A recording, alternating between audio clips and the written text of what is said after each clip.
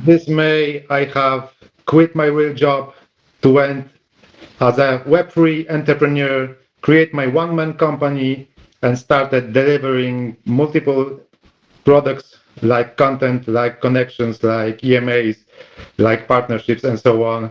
And through ups and downs in this 5-year journey, 5-year, 7-year journey in the space, I have lost my portfolio 3 times to zero.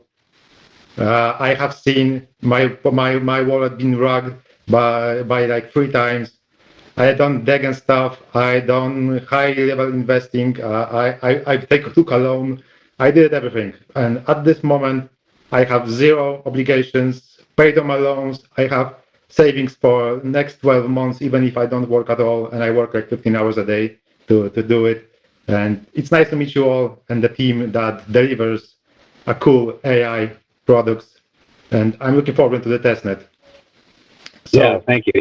Good. I'm looking forward to the testnet too, for sure. So this is Brent, by the way, and I'm seeing him smiling there because he's highly into this too. I brought him into this space, and he's kind of seeing the DGen stuff go on, and he's like, "Whoa, this is completely new to him," because he was working at these enterprise companies like Amex and stuff like that. So anyway, you want to? Yeah, and Sebastian, it's really amazing to hear that background. You are, truly amongst the pioneers. The people. I think of like the Great Westward Expansion, except that this is the Great Web3 blockchain expansion. So there you are, wearing your fedora and you've got your bullwhip, Mr. Indiana Jones, and making it through. That's amazing. Yeah, thank you very much. And I can tell you that I was a deputy manager in sales 9 years, working in the same company. So this is how I know how to sell myself. 3 years ago, I didn't speak English at all. I tried to learn it by myself. So as you hear now, 3 years is enough to start speaking in language that you kindly don't understand exactly what you're saying, but the flow is there. The text flows. I'm trying my best, and every EMA I do, I think I'm doing better than the month before. So. Oh, your English is exceptional. In fact, I was going to circle back and ask you for some training in English so I can improve my own. You're doing that well, so fantastic. Yeah, I have to say that your English is very good for 3 years into it. So I can understand every word, and it's very cogent, very easy to understand. So yeah. Okay, so I would like to ask you a few questions from my community that asked me to ask it before your community asked you the usual ones, if you don't mind. Sure. Yeah, absolutely. I'm going to give you reins to run this how you want, and then you can ask questions, and I have no problem answering everybody's questions. Okay, so I will pin a full review of this project on my X in like 15 minutes, so everyone that ends this EMA can just see what the project is all about. So let me not explain 15 times the same. I know you won't explain it 100 times the same, because if you are an investor, you should already know what you are invested in. And if you are new from my community, you should know already that I did a review, and the review will be pinned so for 24 hours for you to look on. So my first question is, we all know that you are a decentralized computing platform, but what is the difference between you and the competition? So there's some really good differences, and I'll give some and let Brent see if he can just filter or call me on whatever I missed there, Brent. But in general, the biggest differentiation is that our nodes are dynamic, and we also integrate into regular old apps, or I call them, regular old apps is ROA, but I think I called them. They're Web 2 anyway. Yeah, for the Web 2. Well, I hate those words, Web 2 and Web 3. I'm like any old mobile game or mobile application. That's not Web 2, but it's any old app and plain old applications. I call them plain old applications, like anything on your phone, anything on your computer, games on your computer. Whereas others integrate into really high-end GPUs that are like GeForce RTXs and things like that. And so they integrate with those high-end GPUs, and they send a job. They don't slice it up, and they send it to like one device. They don't have any way to slice it up like we do. I mean, they probably do. They could use federated learning, but they don't. They don't do anything like that. They don't split the rendering jobs. I think Render might split the rendering jobs, but they split it between these static nodes, and the static nodes are, these high-end devices with an RTX, 3080 or 4080 or whatever the ISN ones are. And we're across the platform where we do these low-end devices, and we also have dynamic nodes where you can come on, or you can be a static node or you can be dynamic node. So you're a static node when you're idle and not doing anything with your device. And then when you're in playing the game, you become a dynamic node, and then we pay out in these different tokens if they create their own token, or we can pay out in Genius. So with the other nodes, if you had a computer at home and you're running the device, you may or may not be able to still do the AI processing in the background. On top of that, they're all using like regular old public blockchains to pay out, and their own token to pay out. So we're different in that way. Plus, the integration for us to be into a dynamic node is you just link to our device, and then you can start getting paid out. And so we offer a monetization channel for every app developer, and then nobody else offers that. And what else, Brett? What else am I missing there? Well, I think I want to emphasize that the billions of consumer devices that are underutilized, and that we are looking to harvest from there, from that arena.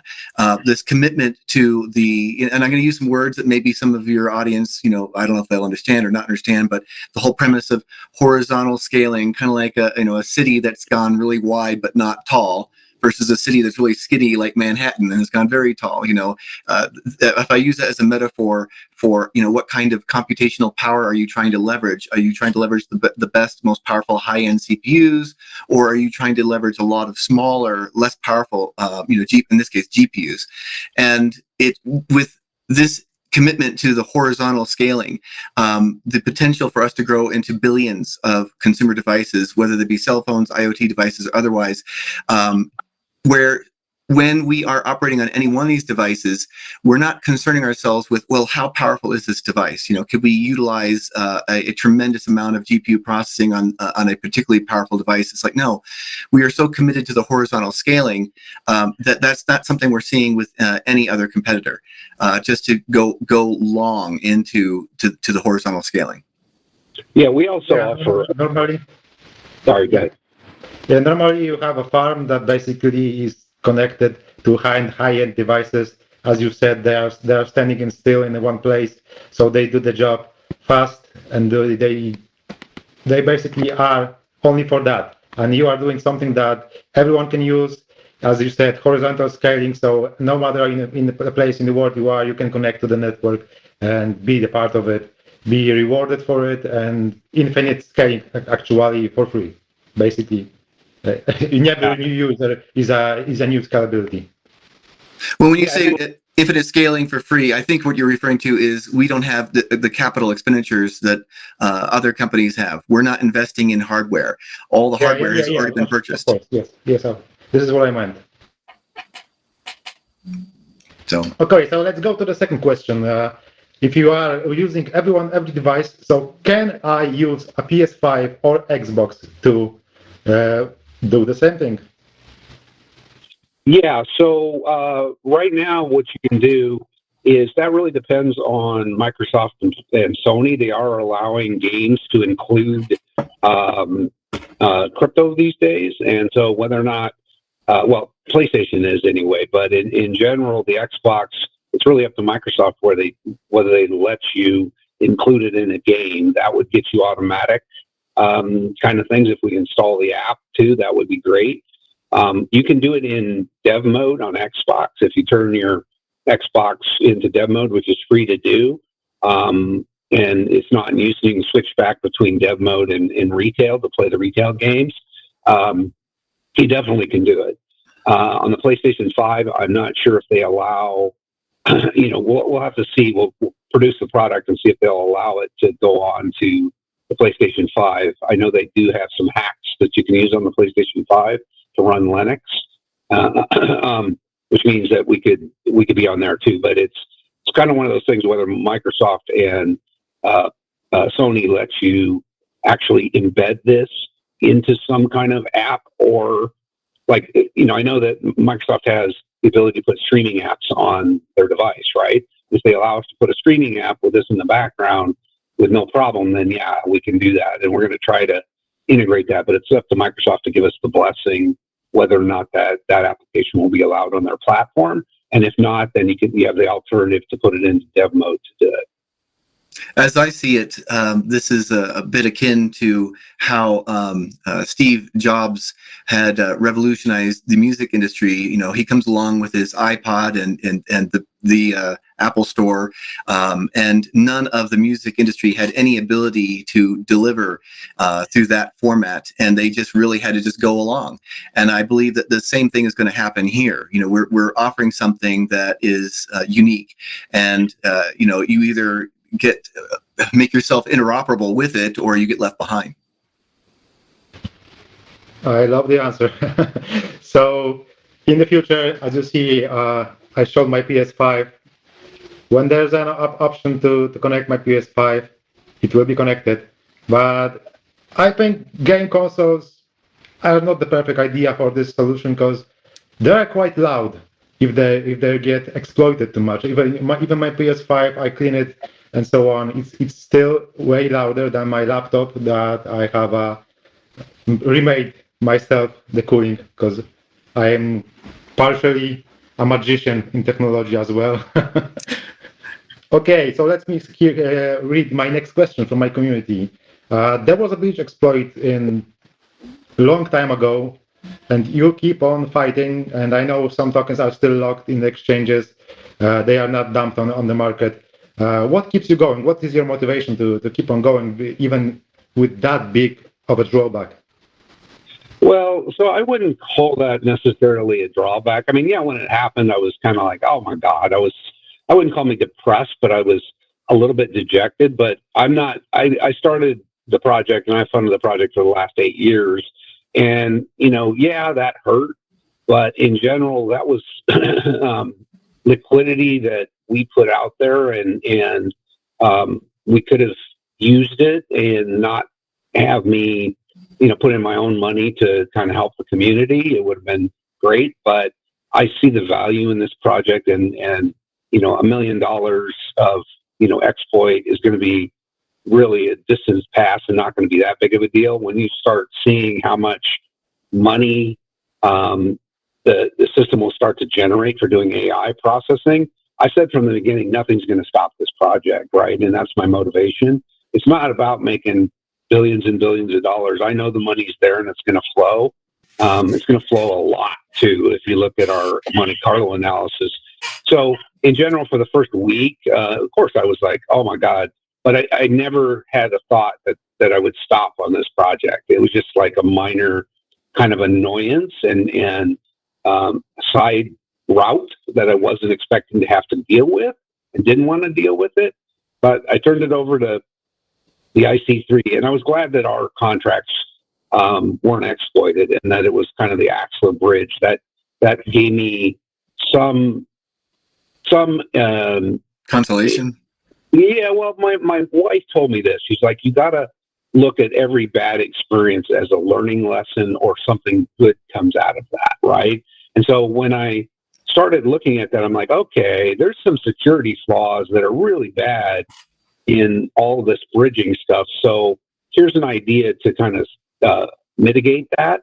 And I realized that, okay, well, actually, there's some patents to be got out of this. And we have like 3 patents because of this that we filed. And it's like, okay, well, yeah, it's $1 million. And yeah, we'll probably get it back eventually, but it's kind of a minor nuisance more than anything else in my mind. At first, it was like, okay, it's a major nuisance. This isn't good. But after I started locking it, and then Department of Homeland Security and the IC3 FBI started looking at it, I'm like, okay, well, it's really a minor nuisance. Yeah, it hurt, and I still think about it today. But in general, we need to put this spot behind us because this project needs to really be there. Like other projects might have folded, but it just was, it hurt, but it wasn't so damaging that I wanted to walk away from the project at all. And I want to add to that exploit that wasn't about our technology. That was an issue with the Axler Bridge is documented elsewhere. Though we've seen other companies even before blockchain. Take PayPal as an example. They didn't make it to where they were without their own equivalent of this event, and that was when they got exploited and their system was falling apart. They had to make a choice, well, what are we here for? And that's the same choice that we're making. It's like, what are we here for? The point was not to go get rich off of a meme coin or something like that, because, the Genius token is not a meme coin. We have an objective as to what we want this network to be. We believe completely in the value it brings. And so, as Ken said, it's it really sucked while it was happening, but you just take on some perspective of where we're going to be. It's like, what? It's just going to become part of the story of the journey, much like your own, when you're talking about all the things that you've been through, and yet you still have, you rose above all of those issues you had to deal with over the last 5 to 7 years. So it's kind of the same for us. Yeah, especially when this May, 10th May, I ended my real job to go full Web3. I created my company 2 months before it. And day after, my son got very sick. And 2 days after I entered the Web3 space, I got so sick that basically almost ended in the hospital. I lost 5 connections that I have from 6. And May was basically a disaster. And at the moment, I have more connections and more partnerships that I can handle, and I said no to 95% of projects because I have the network to basically connect what I want, where I want, and I choose only the partners that are the most quality. And I prefer people that are doxed, because if you are doxed, you are showing something by your face. You can see it in your eyes that you are a good person, you are a bad person. I know a scammer when I see one. It's so easy to spot a scammer, especially when I was working 9 years with people, so I knew who was telling the truth, who's not, and 99% of it was the way I predicted. So this is also the good thing about my work that I didn't like, that I did manage 25 people and I gave them jobs. Now people give me jobs and I have to manage 25 people again. So basically a different position, because I'm the boss now. I'm the co-host. Let me say it. So this is how it is. Okay. The last question is how competitive the pricing will be with the competition. Sorry, say that again. I missed the question. How competitive will the AI pricing will be compared to the competition? Well, so we have several competitors. I mean, if you're talking about AWS and Amazon and stuff like that, we can go to as close to zero as you can go, and they can't. We don't have any operating or capital expenditures, meaning we don't have to buy any equipment, and we have very minimal operating expenses where we're just maintaining the network, and we can pull that out of the transactions that are happening on the network, a small slice of that to support us. And so it's a very, very small slice that we'd have to take. And so in general, with them, they're never going to be able to compete with our price. We can jack it down, like I said, as close to zero as we can. It's more about how many transactions we do. So they're microtransactions, which they can't do. On the other hand, you have Tau and BitTensor and Render and all that. And really, they can kind of compete with us, but we can leverage their technology as well. It's like we can put our device, our SDK or our service on any of those devices, and so you can go through. What's the name of the AI system that we were talking about, Brent? That you can Genesis? go there. No, I'm sorry. You're talking about pricing one, yeah. Begins with a P. PALL or something Paloma. like that. Paloma, yeah. Paloma has a market where you can go in and find the cheapest pricing, right? And so we can put our our services on even the Render devices or the Tau BitTensor devices. And so we have the advantage there in that we can get people to sign up for Genius very easily because they basically will play video games, right? Is one set of nodes, and so we don't have to go out and acquire partners and nodes. Where in BitTensor, they're like, hey, please come onto our system, and people are like, okay, but you don't have any customers yet, and they're going, oh yeah, but as soon as you come on, then we'll have customers that are available. They'll know the nodes, so they're in this catch-22 situation. We basically can put ourselves on any. We don't need to go out and ask people, do you want to be a node, right? It's like, hey, go play this video game and you're a node behind the scenes. We don't have to. So we have the nodes, so we don't have any catch-22. So as soon as we launch the testnet, then we have all these nodes that are automatically there because you're just playing games, or they're watching streaming, or they just install it. Even if they don't want to install it, they automatically become a node based on what they're playing and what they're watching or what app they're using. So it's not us. We don't have any requirements to go out and find partners. It's like we're getting them by the 200,000 at a time, and then that brings in the customers because the customers are like, okay, you have all the nodes now. We need the AI. So the customers basically say, you already have the nodes, but like I said, BitTensor and all these other guys need to kind of coerce or build the nodes and tell them, hey, please come in to our system. And they're all like, well, wait a minute, you don't have any customers yet or any people that want to do AI processing. So no, we're not going to really install it because I can use my computer for mining or anything else. And so we kind of have a really big competitive advantage there because we offer the ability for game developers to earn a percentage of it and not do anything. And that's where we call it negative monetization, negative friction monetization. And it's a no-brainer for developers. That we have 250 games, that could have 100 customers each, and plus the other devices in the Philippines. So it's kind of this unique system where, and it wasn't on purpose, really. I just wanted to make things negative friction, zero friction, and this all kind of happened because of that. I want to also point out that we did update a page in our docs for our website underneath features and benefits, scale and cost efficiency. We have a table that's suggesting what kind of prices that you'd be looking at if you were to be working with Google Compute or AWS, versus some of the competitors and ourselves, and we beat everyone hands down. And it's actually also kind of amusing that because of how we can control the throttles of that cost, if anyone dared to come close to us, we're like, just okay, we'll just move the throttle again, and so they'll never be able to catch us. So basically, any device that I would use to connect to the network, you don't pay for the energy I use for it. So the cost is minimal, as you said. The farms connect to the problem where you have to pay for the energy. And here, basically, the user pays for yourself. If you have a PS5 turned on, it's still turned on, so it still takes the energy, and you can also get the benefits from it. So thank you for all the answers, and it was a pleasure to energy. So it's great.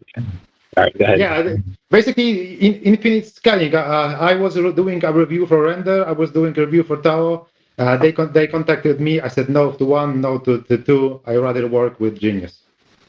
Nice. We appreciate that. So glad to hear that, Sebastian. Thank you. We prefer to work with us as well. We are our own biggest fans. I got to say. Yeah. Pat on the back. As my grandma always said, if you have a dick, just show it.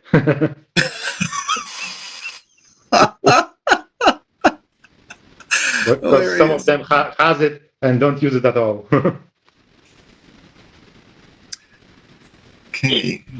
Okay, it's all for me. Thank you. I will be listening to and maybe talk to you on the end of the AMA as well. But I know you have some community questions, so I will be here to hear it. Hey, Brent, you want to? I can dive right into that, and I was just looking to bring that up. Okay, so community questions. Top of the list. Any incoming partnerships with some blockchain gaming projects? So mainly Graffiti Entertainment has 200 games 200 games, I believe.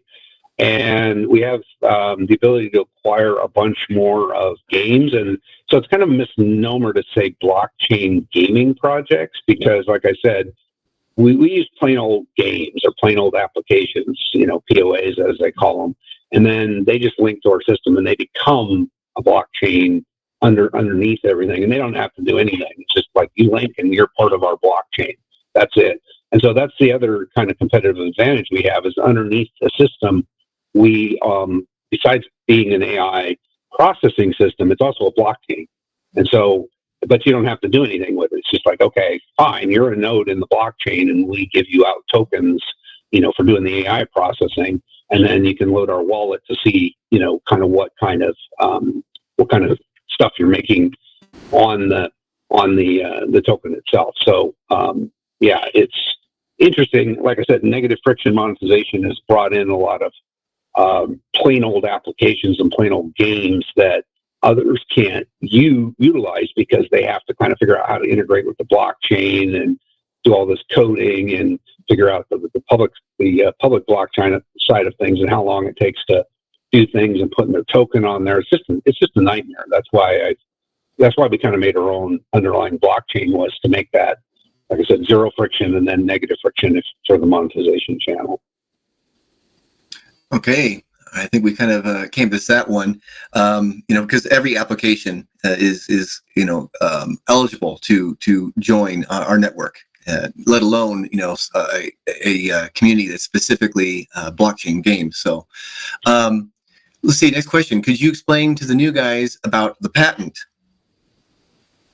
So the patent was developed, I started it in 2018 and wrote it in the last half of 2018 and then filed the patent pending in the beginning of 2019, in January of 2019.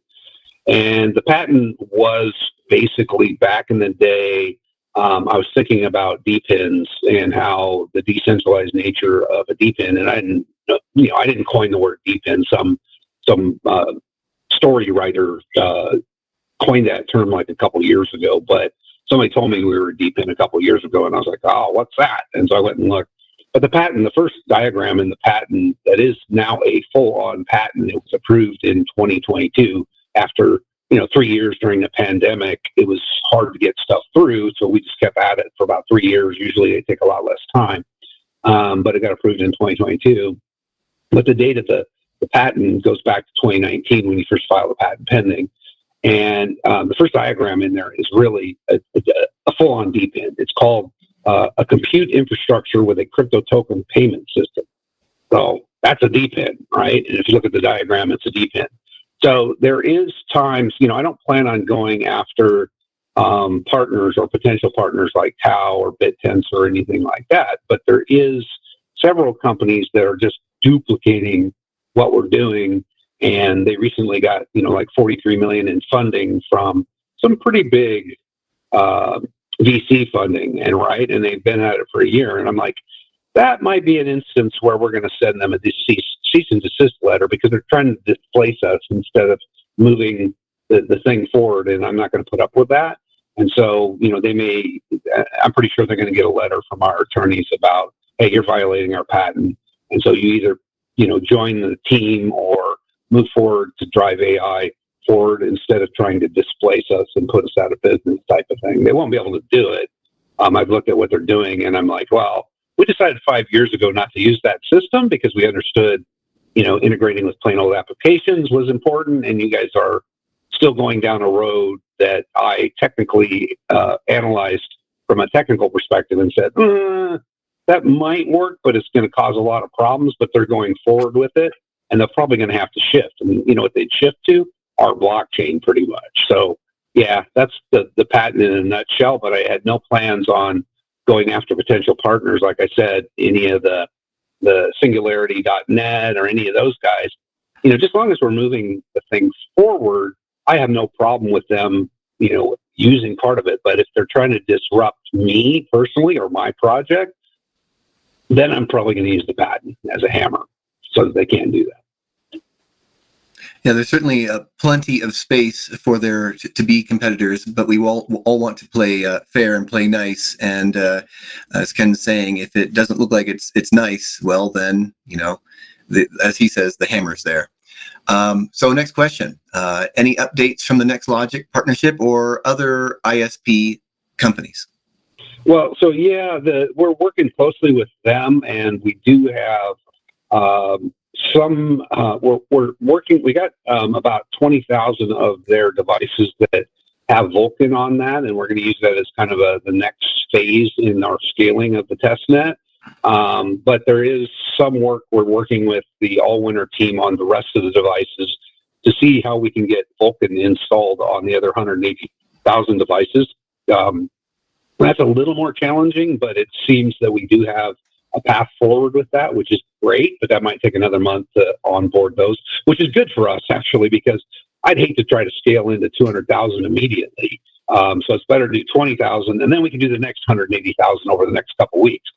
But so that's going well. And then we're in some talks with Malaysia and some other Asian countries that really want to utilize the GNUS system for both educational purposes, to teach in schools, use the GNUS system to teach AI in Malaysia, for instance. So that's great for us as well. We're in talks with a lot of different people, but like we said, that is going to be part of the onboarding and scaling, scaling the onboarding process over the next few months. And it's very easy for you to integrate within, like I said, within less than a half an hour if you do it you're on your own and through the documentation. But the white glove service and getting these, it's more of like, hey, it's easy to do, but we need to train the trainers. And that's kind of the part of onboarding that is really getting us to scale. Like in Malaysia, I have a BD over there who wants to hire a few people, but it's like, okay, we can't afford to scale the Malaysian group right this second until we get testnet. But if the Malaysian government, for instance, says, hey, we'll pay $1 million to do this, then we can scale up almost immediately. So that's the kind of deal is we're trying to say, hey, if you want to do this, you're going to have to put the money up. We can't put the money up front to do this. And those negotiations are all ongoing with different governments and different entities and family offices that want to do it as well. So there's a lot of that going on, but I'm mostly focused on the testnet. I don't have time to get into those meetings, and so I'm having my army go ahead, get those meetings together, kind of inform me what's going on, and when they're ready to sign, I'll come in and say thank you, and then we'll go from there. So I'm getting all my lieutenants to do all the negotiations with everybody instead of me focusing on that. Okay, excellent. Let's see. Next question. Do clients purchase GNUS tokens from a DEX or centralized exchange or over the counter? If OTC, wouldn't that increase supply as tokens are released after AI processing? Yeah, so it does, and it is OTC usually. And in general, though, what we're doing is we're saying, hey, if you're speculating on this, we're going to lock you out for 6 months, right? And so you're not going to be able to dilute anything. But if you want to turn around and use the tokens for AI processing, we'll unlock those immediately. And here's why. Because even if they say, hey, we're going to use 1 million tokens for AI processing, the increase in supply is going out to everybody doing the AI processing, right? And so we're also burning on those. And so it doesn't matter that the supply increased because that is going out to the people doing the AI processing. And these people are paying cash into the treasury, right? And so it really doesn't matter that we put out 1 million tokens when they spent if we put out 1 million tokens on OTC, we'd have $5 million in the treasury. And so it's like, okay, fine. Use your 1 million tokens. They come to market. We have $5 million to buy that back if we want to. So there's this kind of balance of, well, if everybody's flooding the market with a token, we can start to buy those back, but we're burning 10% and we're reserving 10%. We'd probably get $1 million off of that, so we'd have $4 million in the treasury that's left over to basically see if people want to start to cash out. So it really is not going to affect the price too much, because we can sit there and do a buyback almost immediately. And so there's this never-ending kind of burn mechanism in there that keeps the price going up. Plus, we have the huge treasury that gets built up from somebody buying the OTC tokens. It's not like we wouldn't sit there and go, oh, that $4 million needs to, we're just going to keep all that, and everybody else is, going to flood the market with the tokens, and we're just going to sit back and hold the $4 million. I mean, I just wouldn't do that ever. So there's plenty of protection in place for, even though the token is flooded, it's like, okay, well, they're using it for AI, and we're burning 10% too on top of it. So that's kind of how that works. There's no flooding the market with tokens, and then we're rugging everybody by taking the 4 million and stuffing it in our pockets. It would be contrary to the whole point of this. If we were just interested in being scoundrels, there's a lot easier ways to go about that than what we're going through right now. Seriously, yeah, we could do already. Okay, let's see. Here's another question. How can you ensure that the tokens generated for the game can be exchanged for Genius? Not, so that it is not a counterfeit token. How is that ensured? So it's actually part of the Genius contract, and this has been audited. So the tokens have an exchange rate inside the Genius smart contract, and they are child tokens, ERC1155. And so internally, they get actually converted, and so nobody can create a fake token unless we give them permission to be a creator, and we'll be there, right there, saying, I'm sorry, you can't create a fake token on our smart contract. You have to get our permission to create a token. So there's no way for anybody to create a fake token. They could do it on, they could create it like on an ERC20. They can create a token, but it'll never be in our smart contract unless we allow them to create the equivalent token, the ERC1155 token, on our smart contract. So nobody can create a fake token. Okay. Let's see. Next question. You posted on GitHub 7 things that remain to be done. That page hasn't been updated recently. What's the actual status of the testnet launch? How far is it out? How far out is it? Well, so as I mentioned, I think I can get one of those off there, and I need to update that. And I need to ask the team to start updating it with their thoughts, because there's a few things going on. And Brent, I know you can speak to this because you're working on one of them. But in general, I hate the fact that we missed the quarter, the Q3, but, I believe that we should be able to get this finished in the next, couple weeks. I want to be careful there because a lot of things have kind of slowed us down. Like one of the engineers I haven't been able to get a hold of, so I had to jump in and do the smart contract things yesterday, which prevented me from doing other work that I have on the list. I think that might have been on there though, so it's okay, and I was able to get things. But I think everybody else is not blocked right now. It's mainly that one thing. And so, what are your thoughts, Brent? I mean, you're the CTO, and you kind of see what we got left. When you so those tasks are capturing the vertical areas that require the alterations, bits of refactoring that are all pertinent to the integration of all 7, so that we can get out the door. And individually, we can look at, okay, code is working here, code is working here, code is written here, it's functioning, but the integration, so it's kind of like a gestalt. When you pull it all together, that turns into a little bit of its own timeline. So that's why this is, not getting updated so much on a granular level of each of the tasks, because we have to look at that as an integration. That's what it is. It's an integration effort. Yeah, and the fact that, we're working parallel on all those tasks, like Brent's working on one, I'm working on a couple, and Ricky's working on 1 or 2 of them.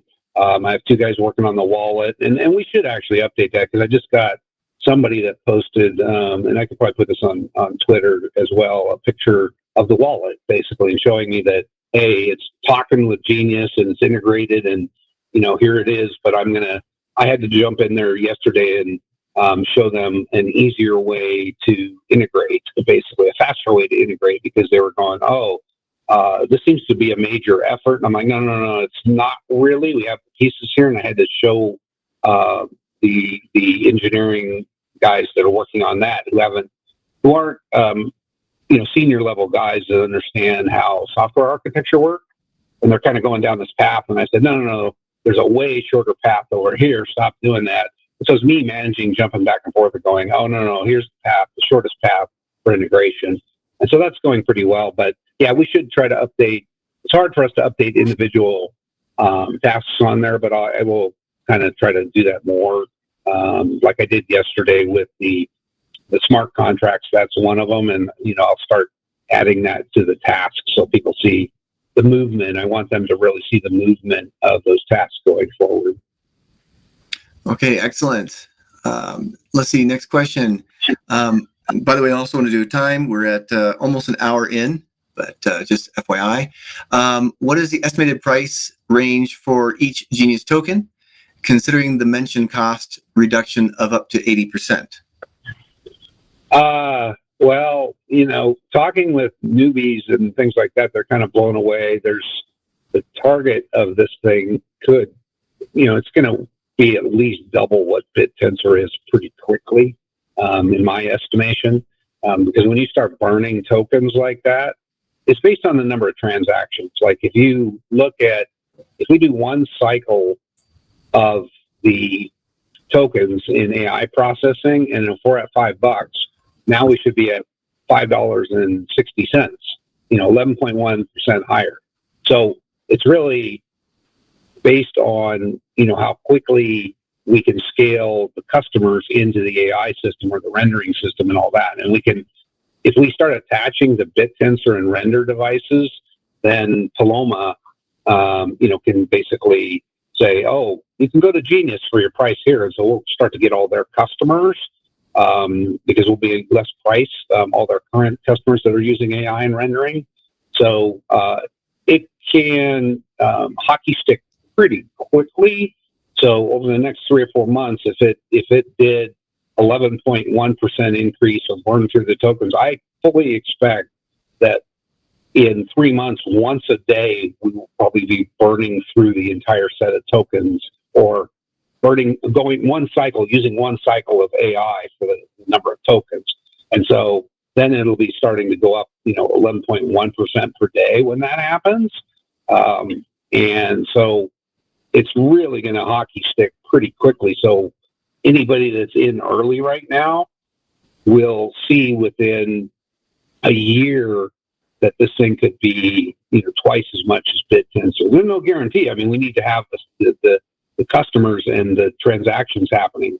It's just like a Visa transaction network. If you have 1 or 2 card holders that are running it, you're making a few bucks. But if you have 1 million card holders that are spending money, per day, then it goes up. So that's kind of how we are, is we're like a transaction-based system where the more transactions we have, or the more you spend, the more AI spend that happens, the faster this thing goes up. And there's plenty of demand for AI. So in general, there's no end to the price of what Genius could become, really.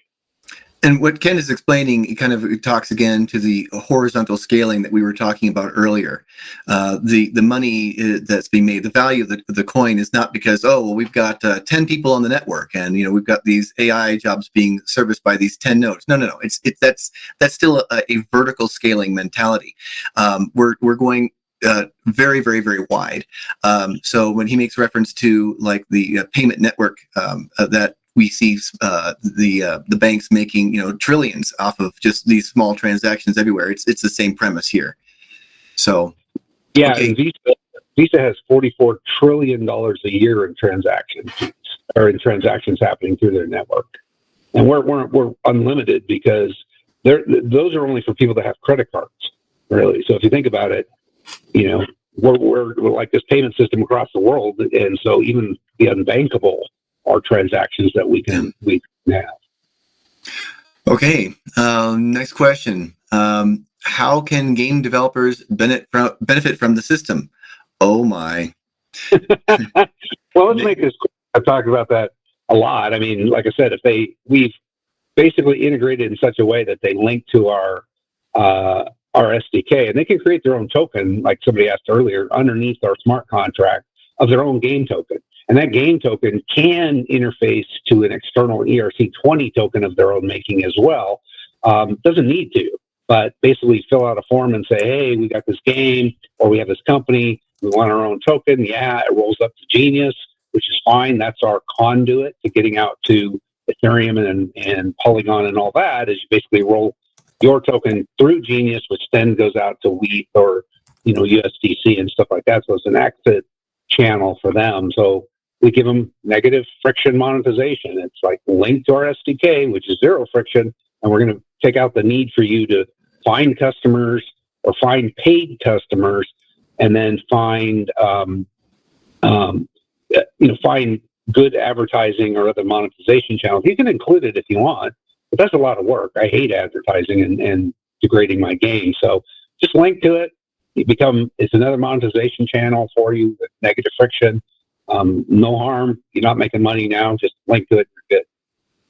And I'd like to, piggyback on that to point out that there's something like 96% or more of the games that are in the Apple Store just are not making any money at all. So consider those vendors of those games, those developers, to have, linked with our SDK, join the network, re-upload their code. It's a no-brainer in terms of how that then allows them, given their capacity to take 30% of the coin that's earned for every one of the devices, and to now finally be making money where they weren't making money before. I mean, that's just one scenario. So, okay, well, I'll move on and go to next question, which is... So, we got a late start, about 10 minutes, so we should go over by about 10 minutes. We didn't really start till 9:40. Yeah. And Sebastian, that's okay? We're okay with hanging on a little bit longer? Yeah, I can stay. I can be as long as needed. Just my wife came with my son, so no problem at all. It's still, as you see, you don't see. It's 7:30 p.m. here. So there's a clock. We can see the clock behind you. I would like to add that even if I didn't invest in Genius, I have a bag. No financial advice. I have a bag. Just disclaiming that I have a bag. This kind of EMAs are the thing could bring a potential investor, because even I did a research. I just pinned it to my ex. So anyone that don't know about the project, just look at the pinned message and read it all. You have the basic understanding of the project. You made it easy to understand about the project. It's well thought, and I think the horizontal scaling has infinity of basically scalability in the space, and no one can compare to the prices you have. As you said, you can lower it down because you don't pay for the electricity. People pay it. So the expansion of this project is only in your hands. If you get the customers that will integrate the tech, then my BitTensor can go down below 10x, because you will take the price and you will get to the fucking $10 billion market cap minimum. Yeah. I think it's going to be closer to 1 trillion, by the way, in my opinion. Just doing the math on the back of a napkin, I'm like, oh my God, if this thing really hockey sticks like it can, we could have we could be a market cap equivalent to all the blockchains if you think about it, because they make money on the gas fees, like Ethereum makes money on the gas fees, and they're almost $1 trillion market cap there, right? But you add in the fact that we're on Polygon and their transactions, and then the transactions on Base and all that, we can be an aggregate of all those transactions, right? From people doing the AI processing underneath and then taking the tokens out to any one of those chains.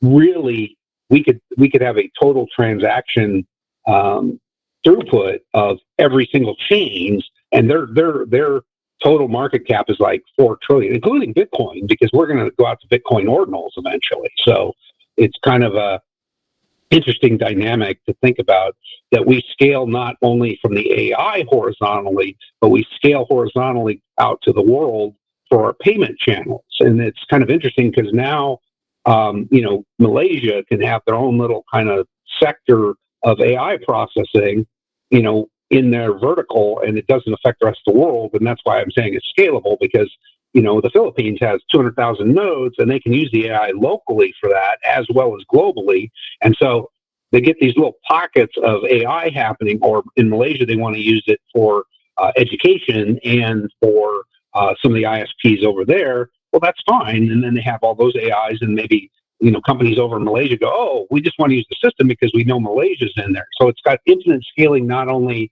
from the AI side of things, but from the payment channels. Even though they kind of get centralized, it's really a global payment system anyway. And so they latch on to the kind of infrastructure on different levels that are infinitely scalable.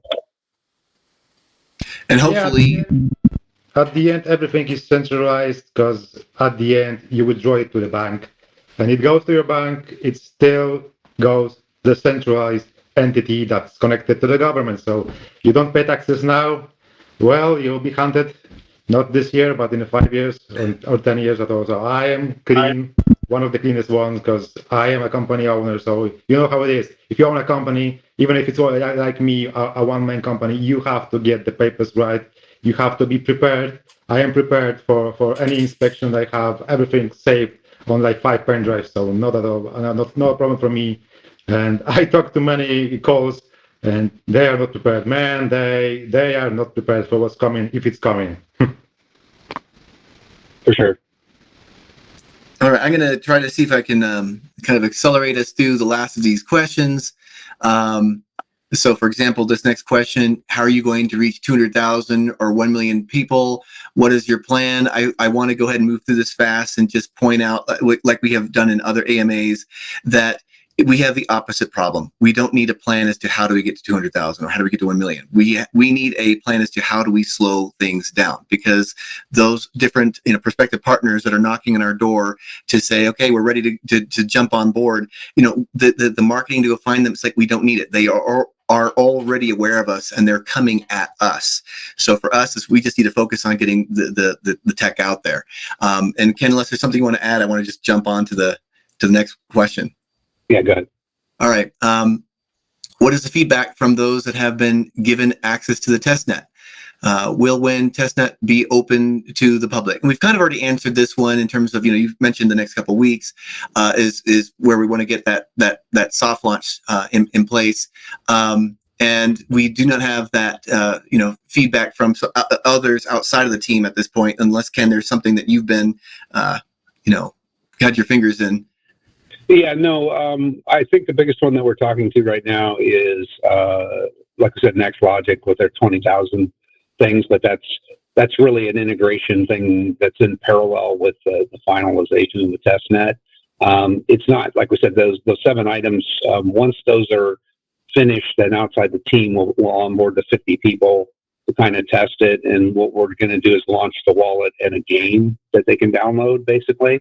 And they will become part of the testnet instantly once we launch, once we finish those last 7 items to integrate, which we're right there. It's just like we said, all of a sudden, we're working in parallel, and what will happen, 5 of them will just be there all of a sudden, the next couple of weeks, and then 2 of them will be like, okay, everybody, we got to jump on board with these 2, and then, it's a really good effort by the whole team, for sure.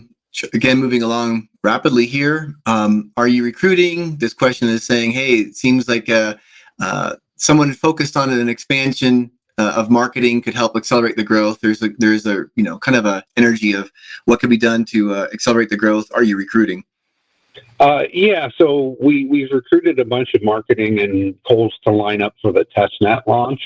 They're doing a fantastic job. Again, we're trying to slow them down because the market is really in downturn for altcoins right now, and it seems, but we could be the outlier, that we launch on testnet and we have all the marketing, and it could go counter to the altcoin market and the downturn in general for Bitcoin and everything that's going on right now. But in general, we want to kind of keep going immediately, but then as soon as the bull market starts happening with altcoins, we're just going to really take off, because we're going to keep the marketing going and everybody informed. So we're going to go swim against the traditional downturns in altcoins, and we're just going to keep moving forward.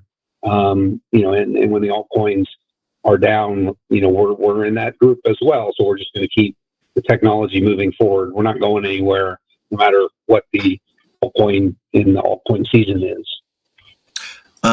Let's see, another question we've got here. Thank you for that.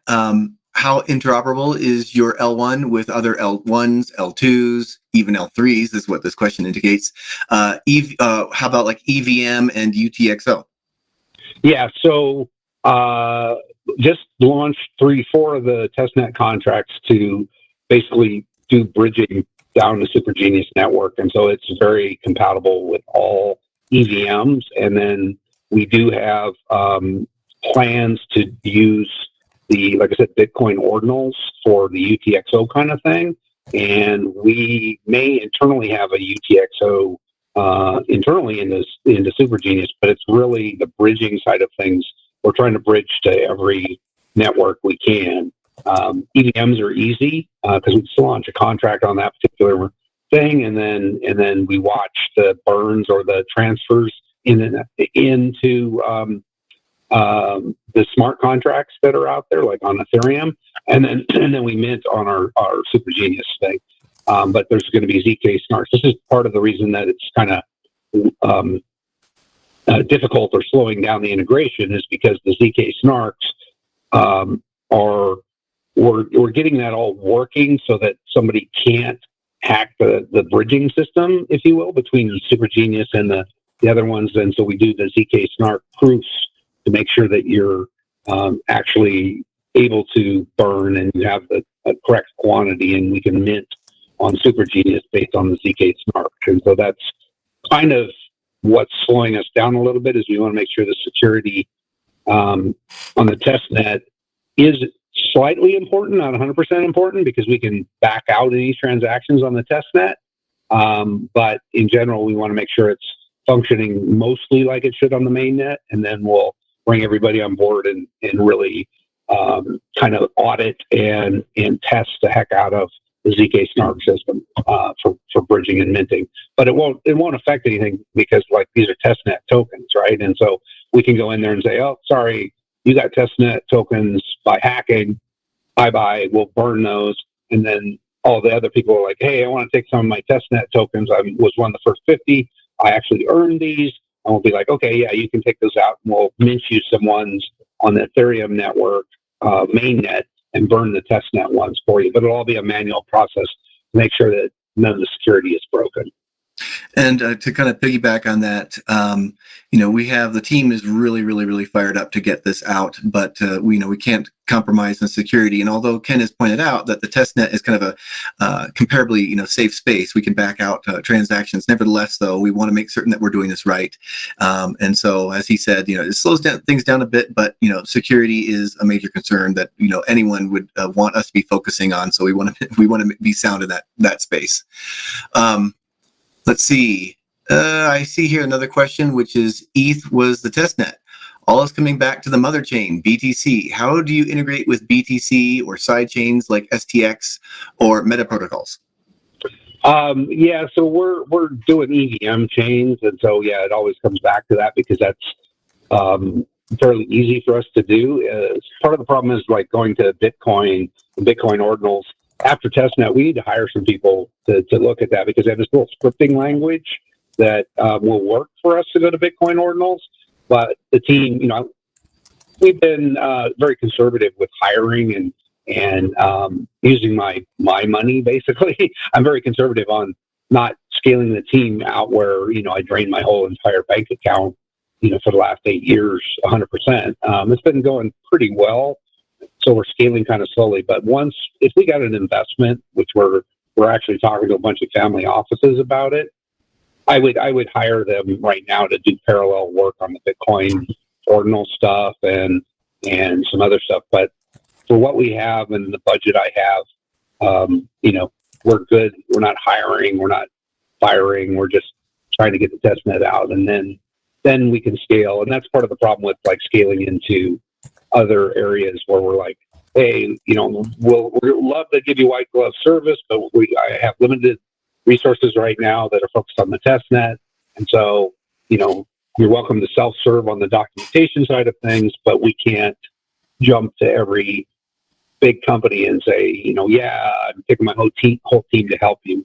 But some of the other family offices have been talking about, well, we've used Deloitte in the past, and we're like, okay, well, we could do that if you want to fund it. right? If you want to fund it, we can get Deloitte to come on board and start selling Genius in the AI system to you, but you have to fund it. We can't fund Deloitte for you. And so if you want to, buy a bunch of OTC tokens, then we can include Deloitte in the kind of OTC token buy. And they're very amenable to that. They're like, okay, so we can pre-buy your token that we know we can get an 80% discount for AI. And you can use part of that to pay Deloitte, their fees to help us come integrate Genius. And they're really liking that scenario because it helps them reduce their costs and things like that. But I don't have time to go, to Dubai and England and Brazil and everywhere else these family offices are. So I have a guy working on it, and he keeps pinging me and saying, you just have to come on to a call and say thank you. And I said, that's fine, but I can't go out and do dog and pony shows, as they call it, to get these guys on board until testnet is complete. All right. I think because I want to try to keep on pushing towards, winding down here, I'm actually going to take two questions and just kind of squish them together. And one of them was asking, well, how will the demand for AI and ML resources be managed? This person's asking if there could even be a live feed where we can see, like we're eating our popcorn and we can see, oh, look at how all the tasks are being distributed. That's kind of the flavor of one question. And the other to combine it with is, how are nodes selected for AI processing? Is it based on the quality of the device or some other criteria? Can one process be distributed to 10,000 nodes? Actually, can one process be distributed with 10,000 nodes? Maybe that's a separate question. But coming back to how will the AI ML resources be managed, and how are nodes selected for AI processing? Yeah, so we do. The first part of that is we do have a dashboard where you can come in and see kind of what's going on, just like a COC does, and we'll launch that soon with the testnet. That's already been built. But in general, the distribution is different from, we may or may not have super nodes that we can leverage for, the BitTensor or the higher end ones. That may be a separate kind of task, but right now we don't care the size of your GPU. That kind of centralizes and goes against the grain of our whole philosophy is decentralizing the payment channels as well as decentralizing the AI. We don't want to select nodes that have high-end GPUs, because then you're starting to centralize the payment channels to the people that can afford it, and that centralizes it to, Americans or UK, the Western cultures that can afford, $1,000 or even $25,000 H100s, and that kind of goes against the grain of what we're trying to do. We can always leverage those guys, but they're going to be leveraged at the same speed and rate that your mobile device is. Now, if the AI demand gets so much that you say, okay, we need the billion parameter high-end GPUs, we need that AI processing, we may work on a system that says, okay, if you select this, we'll have these devices that have registered that can fulfill that demand. So really, it's more of a config thing for us than anything else on the selection process. We could add that, but that, or we could just leverage what BitTensor is doing, right? Let them use those devices on their part, and then get paid out in Genius tokens and their selection. So, yeah, it's something that we've thought about, but we don't want to immediately start to centralize the AI into these certain high-end devices that people own. We're almost done here. I appreciate that, Ken. One of those little questions I just separated out, can one process be distributed to 10,000 nodes? If you're talking about one individual job, due to Amdahl's law, we are likely not going to be able to scale to more than 500 devices. But you take thousands of jobs and thousands upon thousands, and then you can spread that as far as wide as you like. I just wanted to quickly answer that one. And actually, I think the other remaining questions, we really only have one that wasn't answered, and that was, I already know everything I need. How is your day, Ken? Oh, well, that was nice. Thanks. It's going well. I really love the coding side of things because it gets my mind off of other world events, like, World War III approaching, and, I'm like, oh, man, Jesus. But anyway, got to keep heads down and keep kind of positive attitude towards the world, and that's kind of my MO day to day. And I have a very, very lovely wife that supports me and will smack me around when I'm starting to think negative thoughts, which is good. Like you said, when the exploit happened, she's like, you gotta snap out of it, Ken, because every bad thing that happens to you is either a learning lesson or something. You got to turn it into something good. So she's very ethereal about that stuff, and I love her for that, because she just, like I said, smacks me around once in a while and says, get out of that mode, Ken, we're moving forward. So she's a great wife. So that's why my day is always good, waking up to have her just be affectionate towards me after we've been married coming October 17th 26 years, and been together 28 years. That's a good woman. Fantastic. Well, I think we've come to the end of our questions. I want to thank everyone for the patience with us, kind of having to jiggle things around at the beginning. There likely are some kinks that we hope to have worked out with this kind of system for future AMAs, so we don't have to go through all that. And any other final words or before we break? Yeah, just one thing. There was kind of back to the job side of things. If you think about it, it's how you slice it, right? Because we have regular jobs and then we have micro jobs. And so the micro jobs can be like 500 things. But let's say you have a video and a set of pictures or frames in the video. Each one of those frames in the video can be sliced up to 500 things to do that. And then the next video frame can be sliced up to another 500 nodes. So yeah, you could scale to 10,000, but it's how you slice the data up, right, and distribute it. And we have stuff in there for doing, we have technology in the SDK for doing all that for you. But I just wanted to get that in there because, yeah, it's infinite scaling too, really, as we said. Yeah, it's only limited by just how far did you, turn the job into a parallel operation. So, Sebastian, any last thoughts before we wrap up? Yeah, I would like to just make it as short to all the DJs that I know are watching me and don't know shit about technology. And you are quite professional, I would say 100% professional. And even for me, the technology, I'm not a programmer, so I don't know about coding and so on. But I grasped the whole situation, and I read more than 1,000 white papers. So my knowledge about technology is quite significant. And it burns, it has utility, it has a team, it has a use case, infinity scalability. All that you need to know about the Genius token. Yeah, about that, as you mentioned, the utility of it, that's actually a protection mechanism for us because we're a utility token. And that was done on purpose because that protects us from, a little bit protects us from, the SEC and Gary Gensler trying to come after us saying we're a security. It's like, look, the government gave us a patent, a utility patent, so there's utility, and that gets rid of one of the tests for the Howey test of whether you're security or not. So that's just one of the things that we've kind of done. So you mentioned it has utility, and that's another benefit to the patent.